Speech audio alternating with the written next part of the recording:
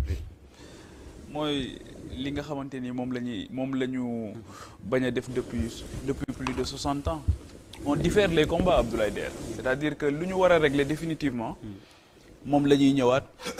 amaat les mêmes problèmes wax nañ ko ba sonn et keroog même boo déggee la déclaration du président de la République da nga ciy gisaat ne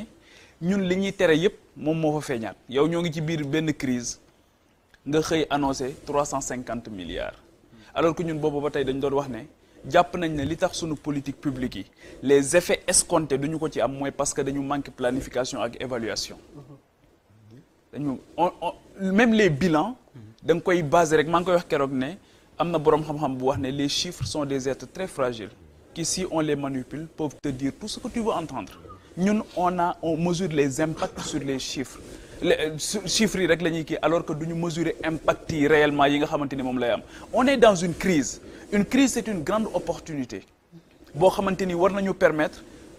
mu révéler li nga xamante ni moom mooy les failles ñu tekki suñu bët mais ñun on est champion du colmatage colmater rek pour régler un problème ponctuel boo xamante ni daf lay dabaat ci kanam on est dans une crise nga xëy nga annoncé 350 milliards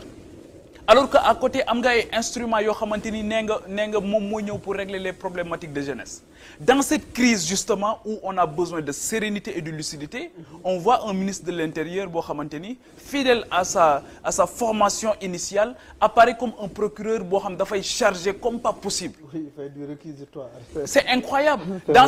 cette crise là on voit le ministre de la justice nee naa ko boo koy waxee woon ci réew mi sax mu tane waaye ca biti nga ko waxee. di wax loo xamante ni kenn comprendrewul fan la ko on appelle à l'apaisement lui il accuse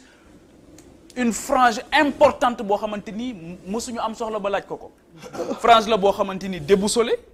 daal di choisir loo xamante ni dafa boo xamante ni qui demande à ce qu'on charge les journalistes nee na nañu chargé ñi nañ tasaare fii qui appelle le ministre de l'Intérieur à haute voix kenn xamul ce qui s'y passe. Au moment où on demande à certains d'être sereins, on voit de l'autre côté des gens yoo xamante ni aussi dañuy provoquer souvent yoo xamante ni war na mën alors ce qu'on attend de l'autorité c'est justement de la grandeur ce qu'on attend de l'autorité c'est le dépassement ce qu'on attend de l'autorité c'est que à chaque fois bu nit ñi jàkkaarloog moom que tu sois pour ou contre nga xam ne fii kat sama xel dina ci dal justement justice boobu dafa nekk en cause comme ni assemblée nationale nekkee en cause comme ni institution yëpp nekkee en cause institution yi ci boppam dafa jot ñu def taxaw ci seetlu xam fi ñu bëgg a dem yan type d'institution ak ban contenu institution justement la question du profilage je suis jeune sama maam moo ma yar moo tax du ma téeree ci mag ñi dama xam seen njëriñ ca caajaay dama xam seen njëriñ dañu am njëriñ en réalité il nous faut une solidarité de génération pour que ñoom ñu mën ñu accompagner da ngay gis mag bu màgget ci kër di ñaan bañ a dee parce que xelam dalul ne bu ma dee njaboot gi du tas mag ñi fii tamit man damaa jàpp ne de très bonne foi que bëgguñu bàyyi parce que xëy na xale yi rassuré wuñ leen li ñoo ngi wax fii léegi ci saaga yeeg yooyu mais buuba yàlla sedd na ne man mii di wax ak yow tey je suis copieusement insulté par des gens yoo xamante ni ay kilifa la ñu am sax ndomba tànk dañuy dem ci seen page Facebook daal di la fay attaquer ouvrir une brèche boo xamante ni pour que les gens tapent sur toi alors que da nga toog fii di wax loo xamante ni jàpp nga ne bu ko président de la République déggee sax mu mën ko jëriñ su ko ministre déggee mu mën ko jëriñ mais da ngay gis da ngay invité fii ministre sax mu naan la da nga ñu contre mais ñun ministre yooyu la ñu am léegi ministre yi ñu am léegi mooy ministre yoo xamante ni bu ngeen ñëwee fii bala ngeen di dugg si dañ lay wax ne la sa waay discours bi ñuy tenir foofu moo tax président de la République aussi na xam ne gars yi mu àndal ñu ci bëri dañ koy nax parce que double discours la ñuy am ci suuf li ñu lay wax ak li ñu lay wax ci kaw bokkul mën nañ la attaquer nii nga génn plateau bi ñu génn fii ñu ne la Pape Djibril li ngay wax d'accord naa ci mais mënuma ko wax et c'est ça le problème que nous avons on se dit pas la vérité depuis 60 ans ci loolu la ñu nekk et le président de la République n'a rien arrangé Macky Sall depuis 2014 dañuy dem élection locale 2014 ñëpp dégg ko mu ne qui perd sa localité perd son poste justement c'est une manière de demander à tous les fonctionnaires de ce pays d'aller faire de la politique bàyyi seen poste yi moo tax ajjuma la ñuy quitter Dakar wala alxames dem politique yi mais altine wala talaata la ñuy dellu si waat Dakar nooy liggéeyee loolu mooy bu njëkk bi mu ne léegi tous les gens qui perd sa localité perd son poste justement ci contrat de performance bi la Cheikh Oumar Sy di xaar Charles di la ci xaar ma la ciy xaar ñun ñëpp ñu leen ci xaar ñun sénégalais yi nga xam la finalité de votre action publique c'est pour nous notre mieux-être mais ci contrat de performance boobu dafa am beneen contrat politique bu nekk ci kaw.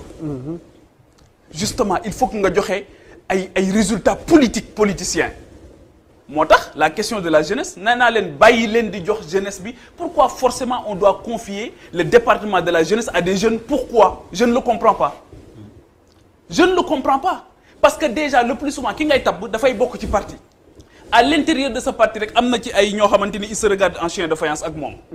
le président de la République dans cette crise là reçoit au palais maire ak cogère mais quelle est l'image que tu renvoies à la jeunesse de ce pays qui n'est pas encarté, qui fait peu cas de la politique, de l'action politique. Moi, d'accord que les jeunes dem Assemblée nationale, d'accord que les jeunes ñu jox leen ay postes, mais quels jeunes aussi? Parce que gis naa fi jeunes yoo xamante ni dañ leen a jëlal local fayal leen ko tegal leen ci ay ordinateur ne leen vendredi Pape Djibril Fall bu commencé rek attaqué leen ko. ñoo am ay pseudo comptes ay comptes fictifs nekk ci internet bi lu dul saaga à longueur de journée. te man xam naa ne ay kilifa leen koy defloo te bu ñu leen koy defloo duñ ko defloo seen doom loolu aussi c'est la triste réalité de ce pays. moo tax ma jàpp ne 60 ans dañu fi nekk rek di naxante di nommer nit parce que politicien la di nommer nit mu wóor la ne amul xam-xam. nommer ministre yoo xamante ni bu ñu leen woowee fii débat du ñu ñëw mukk parce que lañ leen jox mënuñu ko nommer koo xamante ni su xëyee jël chef de cabinet boo xamante ni politique rek la.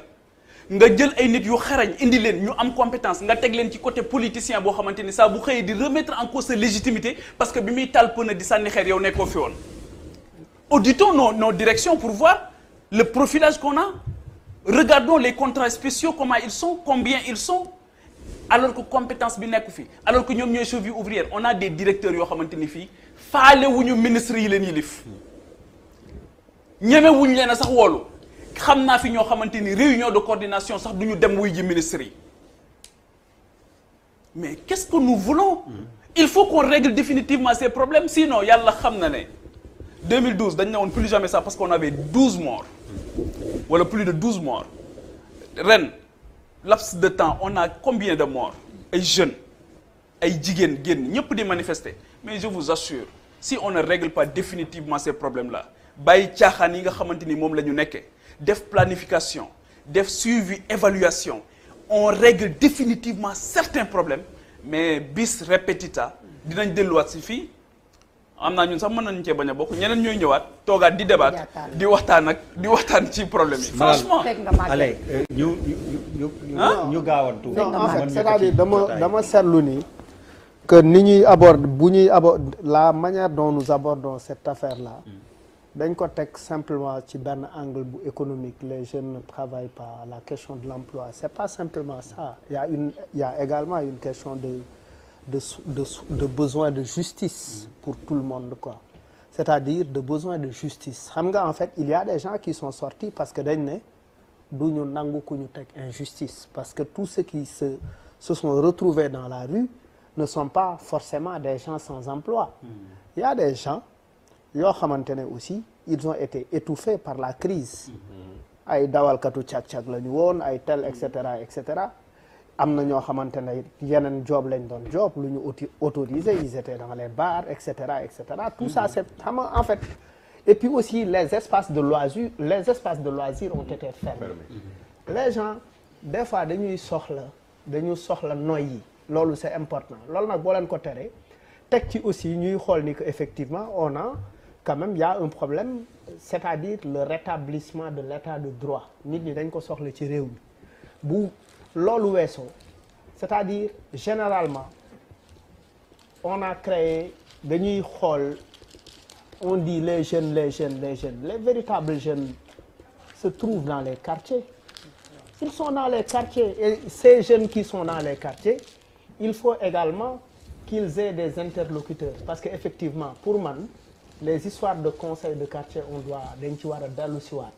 ça nous permettra effectivement ba ëllëg bu ñuy liggéey ci ay projets qu'on puisse effectivement mu mën a dem directement si ñoom parce que les boys xamuñu luy ay ANPEJ